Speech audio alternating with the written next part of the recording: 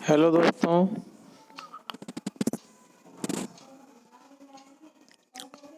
हम फिर से शुरू करने जा रहे हैं कुछ क्वेश्चनों के साथ में। वन लाइनर क्वेश्चन है जो बहुत ही महत्वपूर्ण होते हैं एग्जाम के लिए। पहला क्वेश्चन शुरू करते हैं हम। दो नदियों के बीच उपजाऊ भूमि को कहते हैं। आप लोग सभी जानते हैं कि दो नदियों के बीच में जो उपजाऊ भूमि होती है उसको दो आब कहते हैं। अगला है, भारतीय प्रायद्वीप की सबसे लंबी नदी कौन सी है? तो भारतीय प्रायद्वीप की सबसे लंबी नदी गोदावरी। अगला देखते हैं, किस नदी को दक्षिण गंगा कहा जाता है?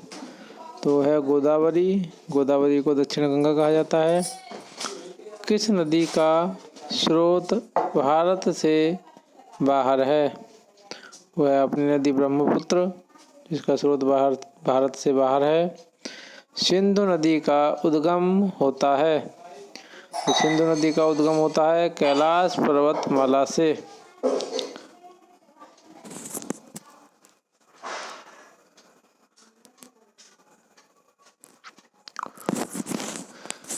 अगला है, भारत में कौन सी नदी विभ्रंश घाटी में बहती है?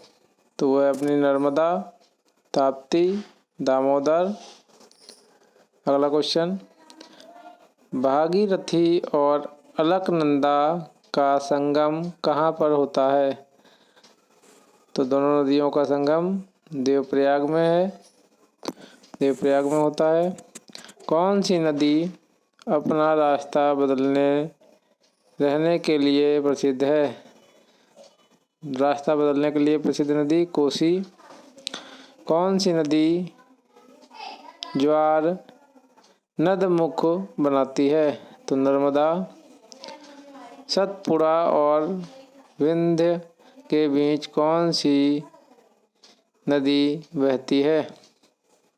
नर्मदा। उत्तर सही है, नर्मदा। सूरत किस नदी के तट पर स्थित है? सूरत है ताप्ती नदी के तट पर। भारत की किस नदी का अंतर्देशीय जल निकास है? तो लूनी।